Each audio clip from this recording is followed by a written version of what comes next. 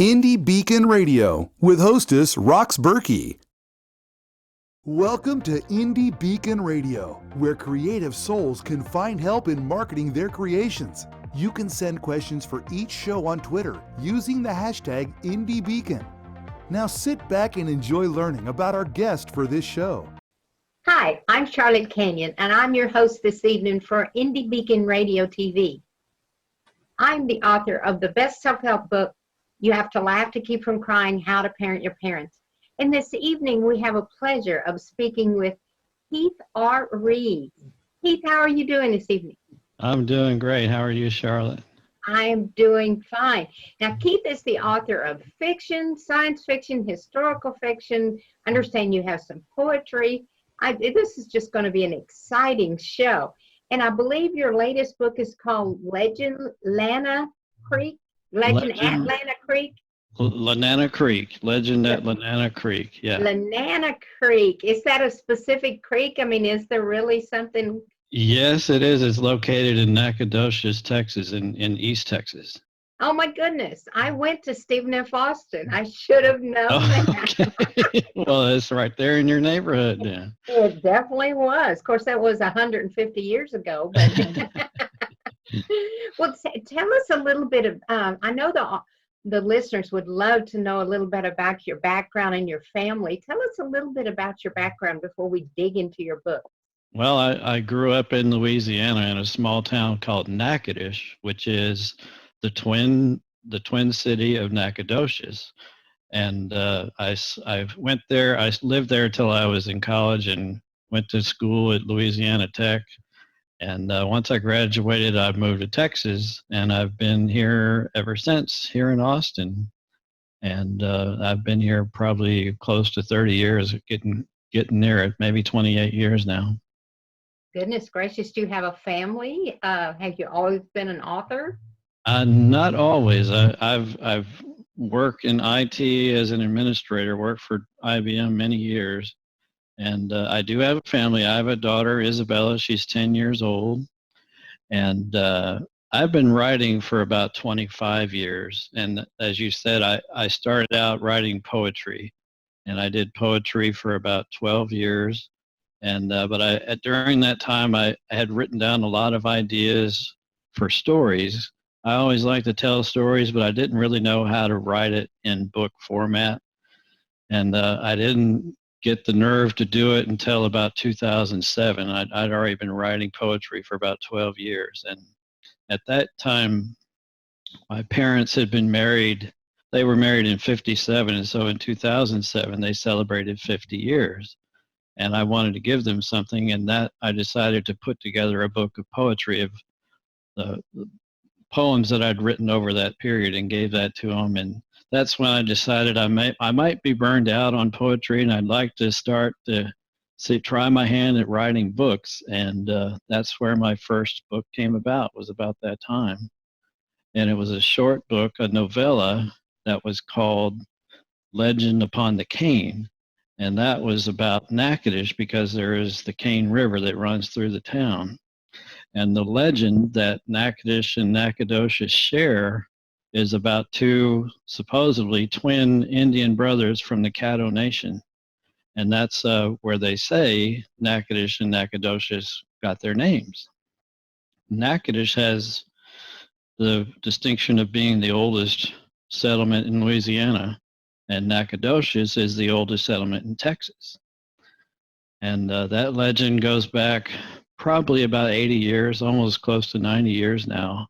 A lot of people would say that it was true, but it actually is a legend that was made up as a way to try to drum up tourism during the 1930s after the Great Depression. And so a lot of people like myself growing up in Natchitoches, we heard it all our lives growing up and thinking that it was true, that these Indian brothers were twins and they lived along the Sabine River. And their father, on his deathbed, tells his two sons to split the tribe up and one go east and one go west as a way to preserve the tribe from the incursion of the newcomers coming from Europe. And so it made a lot of sense because you look at the map, you know, Nacogdoches and Natchitoches are almost evenly lined up on the map, and they're right at 100 miles apart. So it kind of made sense. It was a really clever way of telling a story, but it's just a legend as it is. But what I did was write a story about each brother. And the first novella was about the brother for the Natchitoches Indians. And the book that just came out this past January, 12 years later, is about the other brother, about Nacogdoches, on how it was founded. And that came out in January. And I actually was in Nacogdoches this past weekend. So it's great timing. I just did the book launch for Legend at Lenana Creek at the bookstore in downtown Nacogdoches called The Boss Light. And that was a lot of fun. And I always enjoy going back there. And it was a big success, and I'm really happy about it. Well, now, when you launched your first book, what is it, The Legend of the Cane? Legend Upon the Cane? Yes. Did you go to Natchitoches? I actually did. The downtown area in Natchitoches on Front Street, has the same red brick streets like Nacogdoches does. And there used to be a bookstore on Front Street called the Book Merchant. And I called the man that ran the store and told him that I had a book. I even had an article put out in the paper, and he says, yeah, I'd be happy to sell your book, but I'd also like to have you come over and do a book signing. And that just kind of took me away. I wasn't expecting that, so it made me real nervous. But yeah, it's pretty cool. I actually did the launch for that book in Natchitoches like I did in Nacogdoches for the sequel.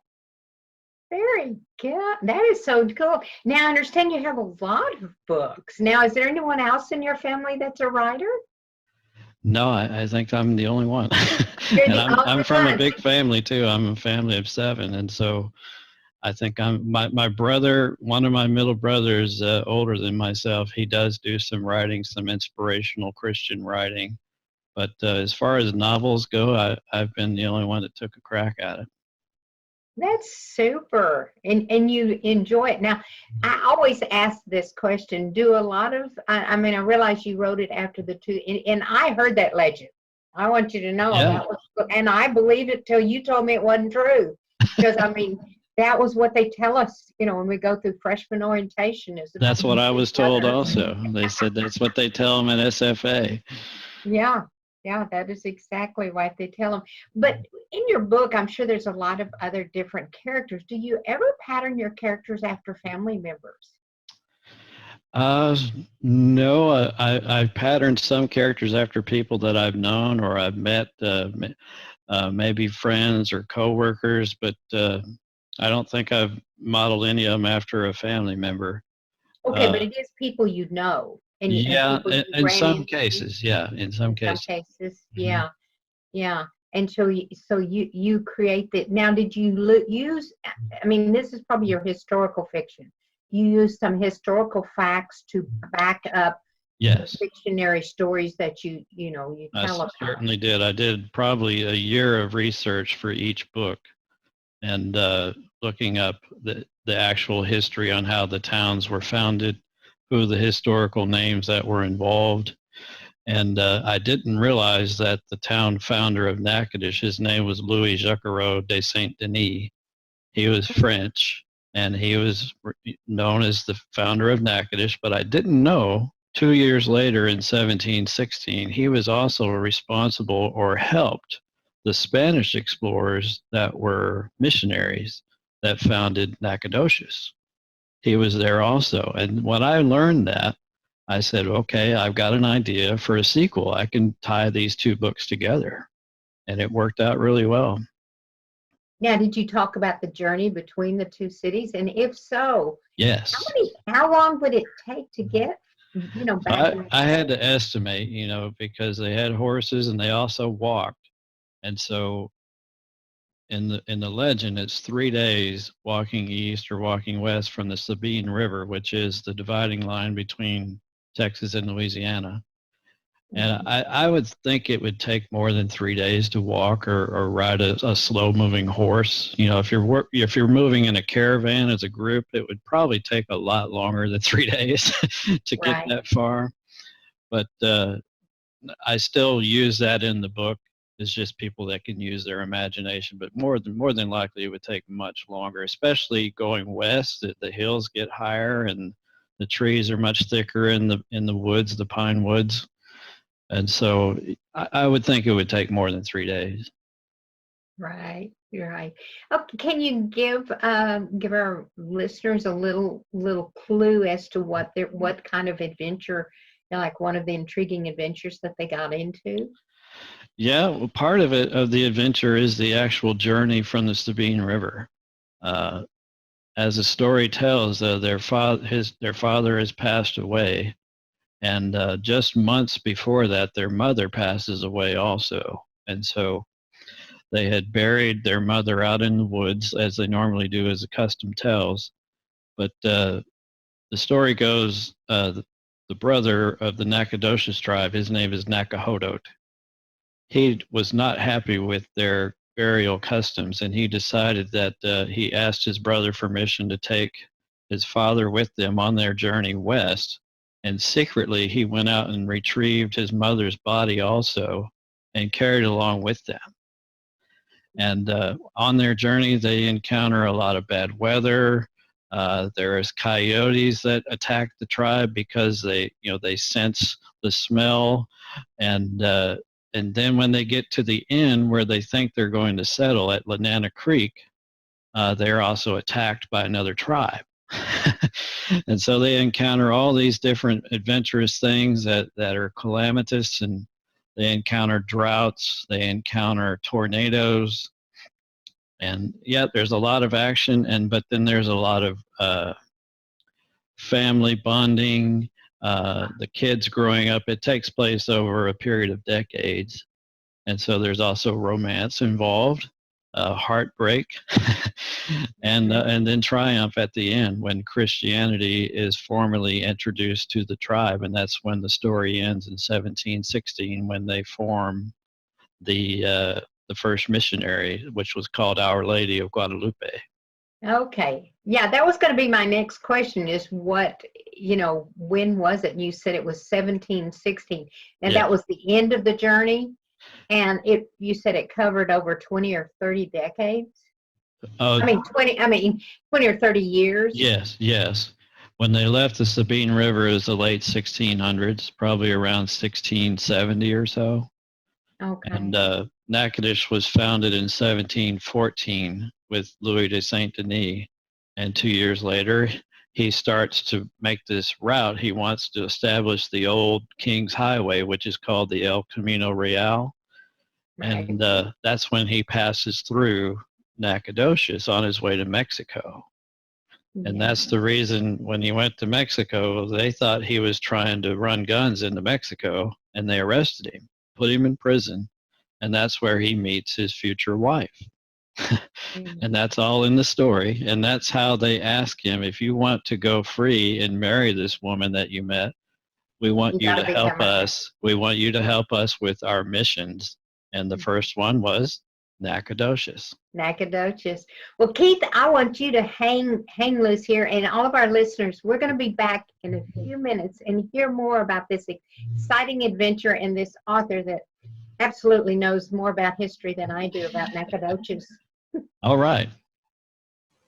The 5th annual Authors Marketing Event is coming to Granbury, Texas, July 24th through the 27th. Join us and learn from the professionals how to properly market and sell yourself and your books. Go to ame.authorsmarketingguild.com for all the details. That's ame.authorsmarketingguild.com. I'm Rox Berkey. And I'm Charles Brakefield. We're award-winning co-authors, Brakefield and Berkey, of the Enigma book series. There are 10 books in the series, with book number 11 planned for release in January 2020. Each story has a central technology focus ranging from identity theft to cryptocurrency and now AI wars. These adult techno thrillers pit cyber good guys against cyber thugs across the darknet. In our world, technology is today's weapon of choice. You can enjoy ebook format, paper, or Audible. We want your feedback. Until the next story, thank you. Thanks. Well, hello there, my friends. My name is Randy James, independent voiceover producer in the Dallas, Texas area, available to write and record a 30-second commercial, much like the one you're hearing right now. It's a great way to help increase awareness and exposure to your book title. It's easy to do. Simply call me and we'll brainstorm on a few ideas, and in a few hours, I'll whip something up and send you a digital file ready to use. Remember, call or text me, Randy James, at 214-762-1942. Hello, I am the author and poet Denise Bryson. I am the author of The Things That Cross My Mind, Love's Reality, both in book and audio form. I am also noted as one of the best poets of 2011. I have two new projects coming up. One is the Blinky series, where Blinky tells us all about our coins and our bills for our children. I also have a book coming out called Say Ye. It's quotes from Denise Bryson, just inspirational and that will help you along the way. Welcome back to Indie Beacon Radio. Don't forget to like us, follow us, or subscribe to one of our many channels. Now, here is your host for today's show. This is your host, Charlotte Canion, and we've got the pleasure of speaking with Keith R. Rees this evening. And we're on Indie Beacon Radio. Keith, we've been talking about your book, Legend, and you called it Lanana Creek. Lanana Creek. I had not heard of that, and like I said, I went to Stephen F. Austin, beautiful college. Now, I've never been to Natchitoches, and you talked about the terrains being different. Now, I do know about the Virgin Pines. I've seen them in Natchitoches. What is the terrain like? What is the area? Because maybe some of our listeners have never been, over in that area of Louisiana. Is it totally different from what East Texas is? No, it's very similar. They do have the forest. It's called the Cosachi Forest nearby Natchitoches, and the hills aren't quite as hilly as they are in East Texas, but the pine trees are there. The very tall trees, the very tall magnolia trees, pink magnolias. But the Cane River is a much wider river, several hundred yards, I would think, across, and it's actually an extension of the Red River. But it actually looks very similar to Natchitoches, and just being there this past weekend, I was able to see the pink magnolias in bloom, and I said, this reminds me of home. It actually does. Well, the reason I asked that is because, a lot of us here in Texas have been in East Texas, but we haven't, been over in that area. And when they traveled that back in the 1700s, it had to be treacherous, and I'm thinking they might not have made it in 3 days. Extremely treacherous, and no, if there was ever such a journey, they would not have made that in 3 days by no means. It may be a week's time, I would think. I was just curious because those trees, and I know some of the thickets are and there probably wasn't a road from Natchitoches. No roads, and probably not even a trail. I mean, there was the ancient trail which they called the El Camino Real, but some people called it the King's Highway. But it probably couldn't much more than a horse trail. Over years of time, it'd probably be grown over with underbrush, and there would be lots of things that you'd have to go around. If it was raining a lot, the creeks would be swollen up, and that would be hard to get around. It sure would. That would be hard to get across, and I'm sure that they had to have some kind of. I realized they were mostly Indians, I'm assuming, and on horseback and walking. Yes. But they might have some kind of wagons or things that they were pulling with you never know. They may have, but the Caddo tribe was known for being migratory. They would move a lot in a way to preserve the tribe, and it was a factual event that they did split up the tribes at different times because they had witnessed these newcomers coming from the old world, and that's what they would do to try to keep everyone from being in one place.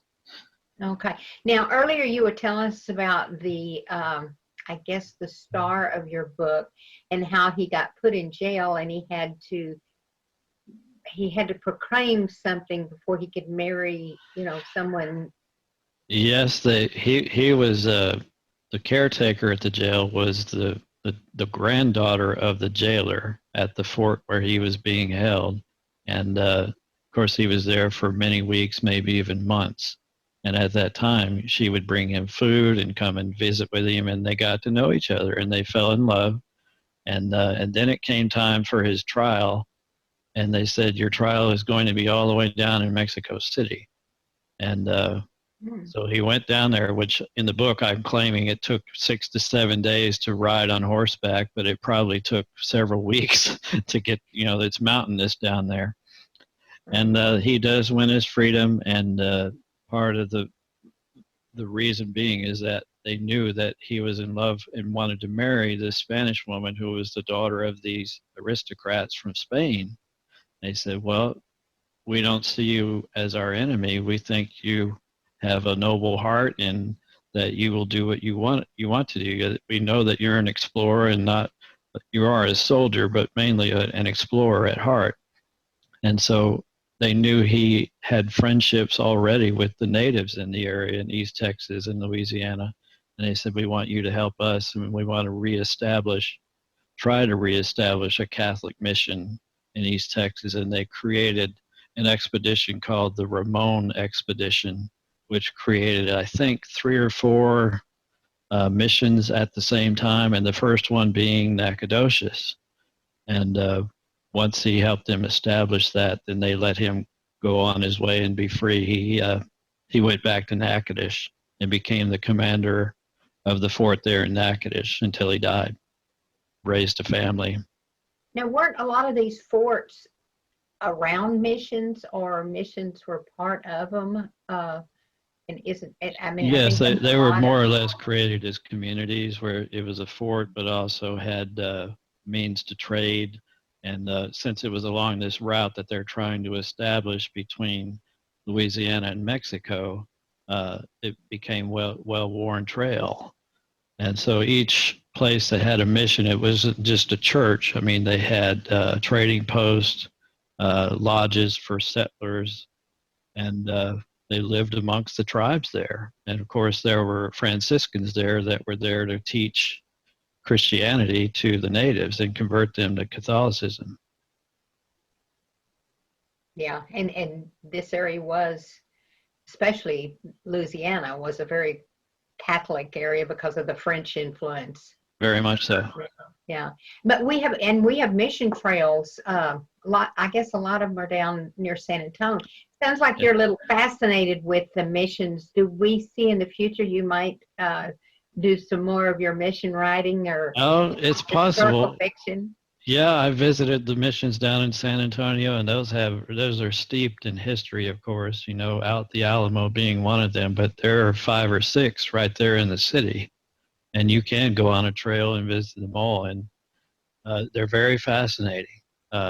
Unfortunately, the ones in East Texas, I don't think there are any ruins or replicas of them, not that I know of. There is a fort on the campus there at SFA that was established in 1779, which was that's the official date of when Nacogdoches became a town. But the mission was there for more than 50 years before that. And that was the site where the church was, and the fort, that was used as the basis, the foundation, if you will, for that old stone fort that they call it on the campus of SFA. Right. I have been in that old stone fort. As a matter of fact, I think they named their first bank, the Stone Fort Bank, and you're right. It uses a lot of the old stone fort, and it is a fascinating building. Yes. What fascinates me, and I'm sure you know more about this than I do, is they always had these little slots in the walls, which were about the size of a vertical brick, and those were like where they could put their gun out. Put their guns, yeah, just so they can see just enough, and put the barrel of the gun through there. That's right.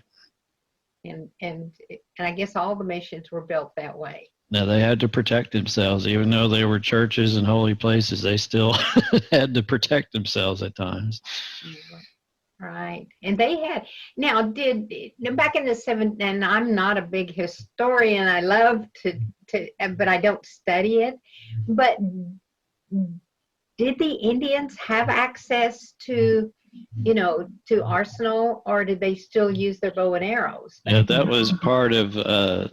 They would negotiate with the natives there, and say we're going to trade with you. And one of the things that happened, probably fictionally, in the first book that I wrote, Legend Upon the Cane, is that Louis de Saint Denis gifted a very small flintlock pistol to the chief of the Natchitoches Indians as a means of becoming friends and starting a dialogue.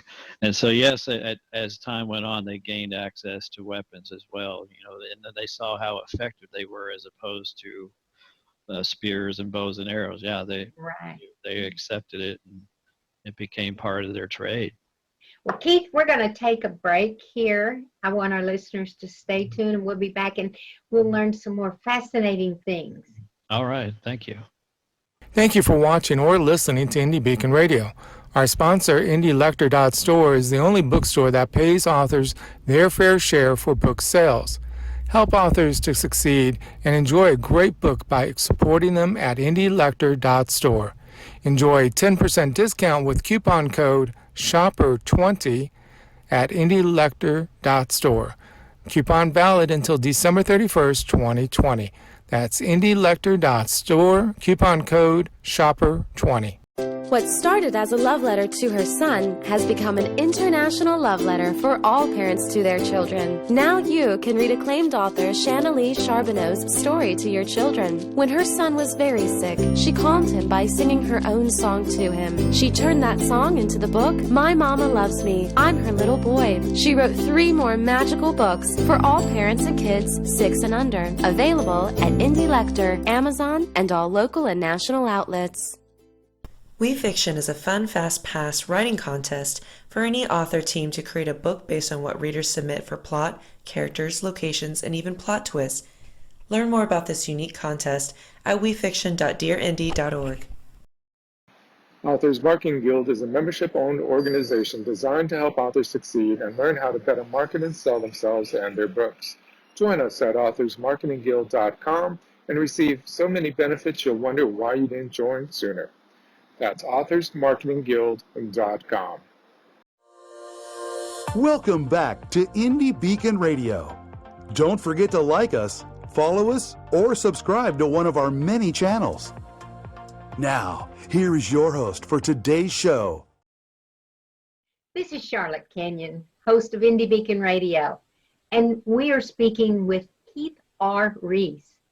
Keith, you've been mentioning some things about the story and about how the 2 Indians and how the Frenchmen traveled across country. And I asked you earlier about their arsenal, and I think you mentioned something about a pistol. Would you tell us a little more about? Yeah, that was kind of the centerpiece of the first novella that I wrote 12 years ago, Legend Upon the Cane. When the French explorers first encountered the Natchitoches Indians, he meets the chief for the first time. Louis de Saint Denis gives him a gift of a flintlock pistol.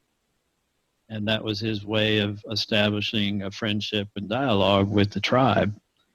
And as the story goes on, the tribe encounters a drought, a severe drought, and they're not able to catch fish, and the game have disappeared from the forest. And they had tried to establish a fort, the first fort, around 1702, I think. And then the Frenchmen left and went back to their fort. I think it was called Saint John or San Juan, I guess, down in which is now New Orleans. And they said they were going to get provisions in return and reestablish the fort permanently, but they never showed up. And the chief began to wonder where they were, and the drought became worse, and he decided to uproot the entire tribe and follow the route that he was told just by communicating, to go down the Red River and follow it all the way down to the Mississippi. And then they say, when the great river ends, this is where our fort is. And they follow it all the way down, and they find the fort, and they find Louis de Saint Denis. And what they do is they give the tribe a place to live along Lake Pontchartrain. And they're also living next to another tribe called the Acolapisa. And so the flintlock pistol is then given by the chief of the Natchitoches Indians to the other chief of the Acolapisa Indians. And and the Louis de Saint Denis says, well, it's his gift. He can do what he wants with it. But it turns out that the climax of the book is centered on this pistol. One of the Frenchmen that was very upset about him regifting the pistol to the other chief, he goes in and steals it, and then makes it look like one of the natives from Natchitoches tribe took it back, and that caused them to go to war with one another. And, well, Keith, we've had a super time listening to your story, and I know many people are going to want to run out and get it. So can you tell us where they can find it? And I think you mentioned that it's going to be featured in a magazine. What's the name of that magazine, and do you know when it's going to come out? And be sure to give your website where they can. Sure. I've been told by County Line Magazine, which is based in East Texas, they're going to feature an article on legend at Lenana Creek, and I believe it'll be coming out in maybe the March issue or the February-March issue, but I haven't been given the date yet. And yes, I do have a website on Wix, and it's called Rees Keith R, which just like it's spelled on the book, reeskeithr.wixsite.com/Kr Rees. And can they get your book on Indie Beacon, the Indie Lecture Store? I don't know if it's in the lecture store, but they are on Amazon in paperback and ebook format. And this is the cover here. I don't know if you can see it, for Legend at Lenana Creek. Well, Keith, we want to thank you again for being on our show. This is Charlotte Canion with Indie Beacon Radio. And I'd like to leave you with one last thought. A rose is like a book. You can't know its beauty until you look at it. And a book is like a rose. You won't know its full beauty until you open it. This is Charlotte Canion with Indie Beacon Radio. Have a nice day. Thank you for listening to Indie Beacon Radio, where creative souls can find help in marketing their creations. To learn more about Indie Beacon services, to be a guest on the show, or to advertise on our show, please visit our website. Indie Beacon Radio with hostess Charlotte Canion.